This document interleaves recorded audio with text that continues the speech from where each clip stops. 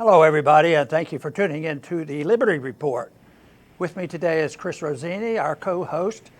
Chris, welcome to the program. Great to be with you again, Dr. Paul. Well, very, very good. Today, we want to talk about the Federal Reserve. Strange as it may seem, the Fed isn't in the news as much as it could be.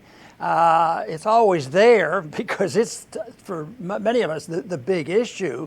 But, you know, with coronavirus there seems to be the concentration on the tragedy of how they've handled the coronavirus threat, which doesn't amount to much according to some people. So the coronavirus threat, though, some argue, and I tend to agree with this, that it's a distraction for the big bust, the best in the stock market, the things that we talked about for a year, or what was going to come, and the real distortion of debt, the distortion of malinvestment, and the crazy thing of zero interest rates. And we lay the blame there on the Federal Reserve. And we also say the Federal Reserve does a lot of enabling and encourages activity, whether it's the building up of debt or whether it's the building up of malinvestment. The Fed has to be there, and they are. So it's a term that I used to use when I would be getting a chance to quiz Federal Reserve Board chairman. I would accuse them, politely of course, that they're enablers. They're enabling all this bad stuff. How can we fight a war without the Fed? They enable things because you can't tax the people enough to pay these bills, and it wouldn't work. So the short-term treatment is, print the money and worry about the debt later on, run up the deficit, and not worry about it. But the other thing that I would accuse them of being is they were the biggest taxers in the world. And I got challenged on that. What are you talking about? The Fed is not a taxing agency. But if you understand the inflation tax, they're the biggest taxers around. And this is why there's not a lot of talk right now. There's hardly any talk about deficit.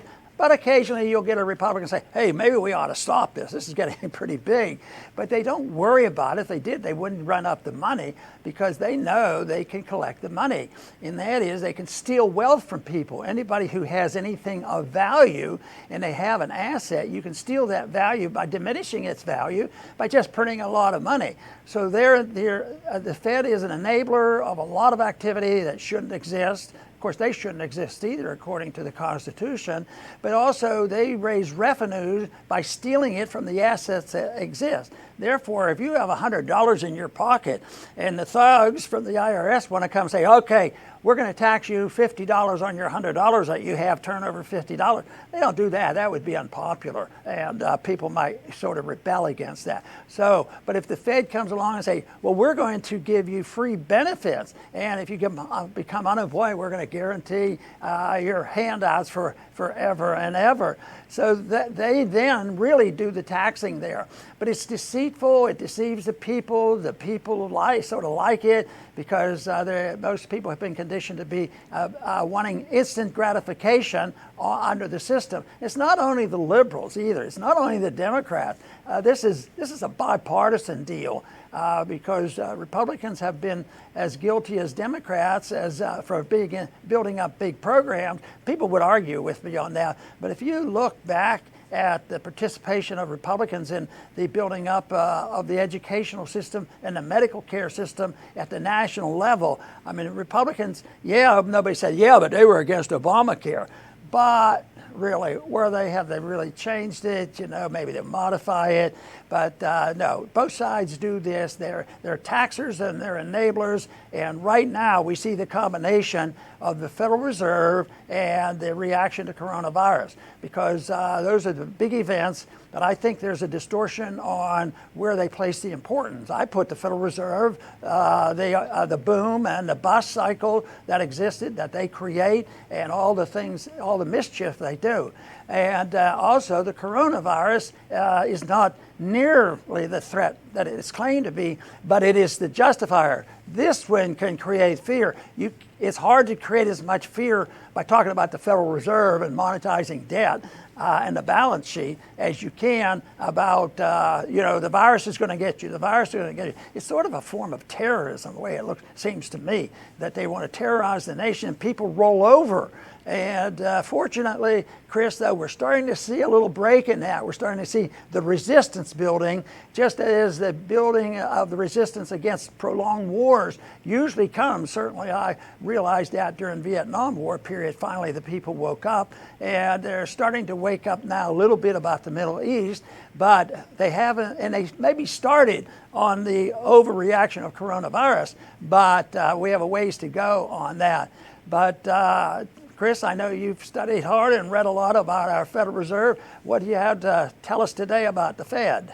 Yes, Dr. Paul, and as you mentioned, it is completely unconstitutional. The Fed was set up by a government act in 1913, and primarily to bail out the banks.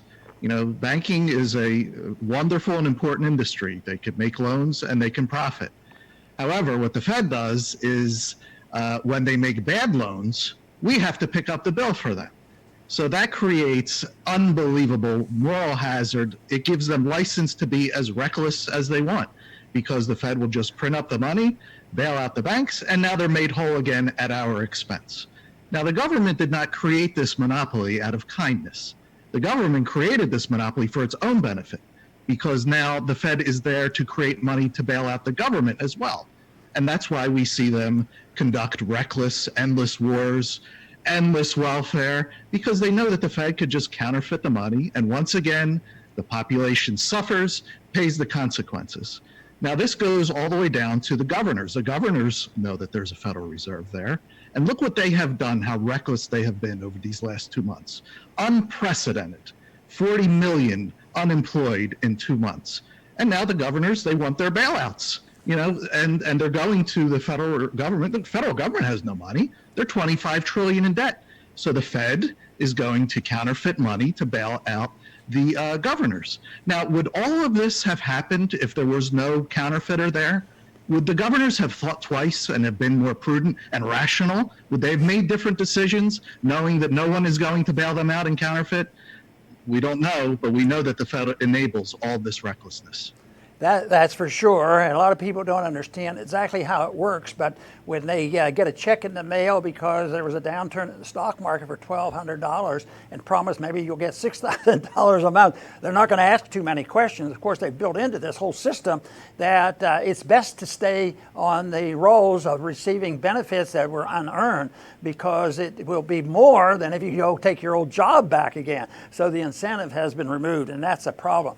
You know, the one other thing that I talk about a lot, and I think it's real important because it's the thing that excites the Marxists, and that is the discrepancy in wealth distribution. Because the saying is see what happened to free market capitalism, the poor are getting poorer and the rich richer. Well, the fallacy there is we don't have free market capitalism. We have interventionism and inflationism and Keynesianism, all these things, and they call it capitalism, put all the blame on them. So, but you know, in 08, 09, when the crash hit, there was a major bailout, which now looks like it's going to be minor to the bailout that's going on right now. So that occurred after the housing crash, after the inflation 10 years prior to that, in the housing bubble, and that ended up bailing out many people who made a lot of money in the bubble. You know, the mortgage companies, and they were bailed out to the tune of trillions of dollars. And really, the average person lost their mortgages, and lost their homes, and lost their jobs, and that actually. That bust back in 08 is continuing. What we're facing today, as far as I'm concerned, is a continuation of that. But then afterwards, people look back and say, yeah, they bailed out the rich, but they didn't bail out the poor, and the poor did this. So I think on this go-around, I think Trump realizes it, that you can't ignore the average person. So if you're going to pass out money, you better pass it out to the average person too, and that's why these checks are going out. The whole problem with it is not going to work, and they spend that money quickly, and they just demand more, and they're not going back to work is what you really need. But we do know that this whole bailout is even worse than the last one as far as helping the rich. The poor got these checks. The average person got these checks, but in comparison, they're not going to amount to much, and they were deceiving because they misled the people. But the rich ended up getting their businesses open.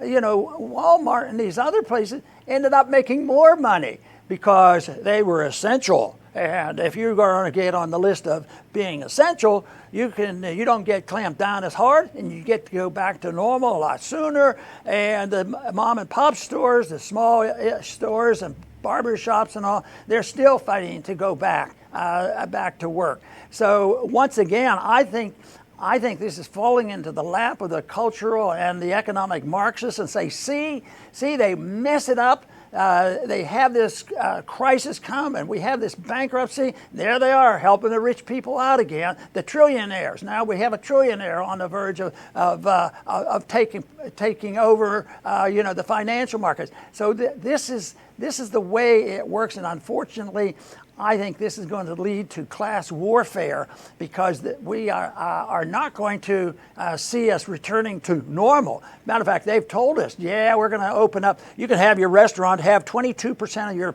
clientele. They can come back. Oh, next month maybe 32%. And then you have to wear a mask and move your tables around. It is insane what they're doing, and so it's not going to work. People need to declare they want to live in a free society. If there's some risk, we'll measure our risk. The governments aren't smart enough. The politicians there and the bureaucrats aren't smart enough to make any kind of analysis. And so far, I think about 90% of the information that we've gotten from the government on the danger of the coronavirus has been wrong. And that's not for me to say there were no danger. It's just that there was some danger, but they've compounded the dangers, like forcing people back to nursing homes. That doesn't mean they're being helpful to anybody. And they say, oh no, and all these governors now that are on lockdown, my main goal is to make the people safe and healthy, and we have to protect the people. Yeah, they protected people in New York by forcing them back in a nursing home, and a large percentage of them dying. So I think we have a long way to do to correct this, but indeed I do believe the Federal Reserve and the coronavirus is closely related. I hope people can sort this out and not put them on equal plane or say, well, no, it's all coronavirus. We're reacting to coronavirus, and that's all we have to do is deal with that. No, we have to deal with that, but we have to deal with the bigger picture of the role of government and whether or not we need a central bank. Yes, Dr. Paul, and I wanted to elaborate more on the welfare that you mentioned. The Fed is on both sides of this. On the one hand, they financially enabled the governors to do all of this damage because the governor's going to get bailed out. But they've also covered the other side of the coin with the 40 million unemployed that are now on welfare. They've pacified the resistance. They've blunted any resistance to this. People, and I think we mentioned this week a statistic that 68% of people are receiving more of this counterfeit money than they were getting working in their jobs. So their incentive is to keep this welfare going and not go back to work. If the Fed wasn't there would have been no choice. There would have been much stronger resistance. You have to eat. You will go to work regardless of what anybody says. But they've pacified it. They put a pacifier in everybody's mouth by just handing out counterfeit money. So they've enabled the governors and pacified the resistance, and that's why it's now May 22nd, and we're still talking about this. So, and the severity of the consequences are going to be unimaginable the longer that this goes on. And just as they've used coronavirus to distract from the great danger of what the Federal Reserve has presented to us, they continue to do what has happened much in the past, and that is go to some foreign policy emergency. Because if there's a real crisis, it is true. If you have a 9/11 crisis, regardless of the pros and cons of all that mess that was going on, people will come together if they're seen as the foreign power attacking us. So if we get into a war, there was no question after Pearl Harbor, and there's no questions after 9/11, and the people come together. And this is why I'm concerned about the type of policies that we have with China. And it's really precipitating a hostile arrangement. The fact that we have to have our warships, all over the South China Sea is just looking for trouble and looking for bad things to happen. And the American people love it. They want to, run out of ability to blame coronavirus for all our problems. Now they can blame it on the Chinese. A lot of that's been going on for a long time, but that will be another distraction that we have to be concerned about, because there's talk now that, oh yeah, we can handle it. We should have a Cold War with China, and if we do that, we're going to run them into financial bankruptcy. We're going to bankrupt China. Well, we're bankrupt, and the only reason people talk like that is we own the central bank. People still accept our dollars. And that is the big issue, and it's being diminished. The power and force of the U.S. dollar as the reserve currency, that is losing its steam, and it's going to go. And that's when we won't be able to threaten China and say, well, we're going to scare you to death with our weaponry. We're going to have our ships there, and you better do what we say, or we'll put more sanctions on you, and we'll get you to the point where you'll go into bankruptcy, and you'll all become honest capitalists instead of the phony capitalists you are. Well, I don't know exactly what label we should give the Chinese, but I do know that our responsibility is the phoniness here in this country, what our government's telling us, and what kind of an economic system we have. And we talk about fake news all the time, but we have a lot of fake policies when it comes to promising, peace and welfare and prosperity by spending money and running up debt. So I think that's where our responsibility really is here at home. And it is just a distraction to think that we can remove the danger by going and provoking problems with other countries. We don't need another Cold War. The last Cold War was a result of ending a hot war. Well, another Cold War may just end up leading us into a hot war, and we ought to do our best to warn the American people. That's a great point, Dr. Paul. I'll finish up by saying you're right about the dollar.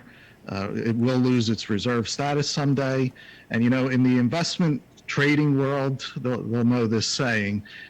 They say, be right and sit tight. When it comes to gold, real money for thousands of years versus government counterfeiting, gold is undefeated. You can't beat those odds. If you have some gold, silver, you can shield yourself from the counterfeiters. You can be right, sit tight, and you'll be fine. Your kids will be fine, your grandkids, and so on. Now, when it comes to liberty versus tyranny, you want to be right as well. And liberty is a part of our nature. You can't change nature. You could fight it as much as you want, but you must adapt to nature. Nature does not adapt itself to man. So it is a good bet. You can't beat those odds to put all your weight behind the ideas of liberty. So be right, but you can't really sit tight when it comes to liberty. You want to speak the words so that others can hear it, understand it, because they're being bombarded constantly by government propaganda.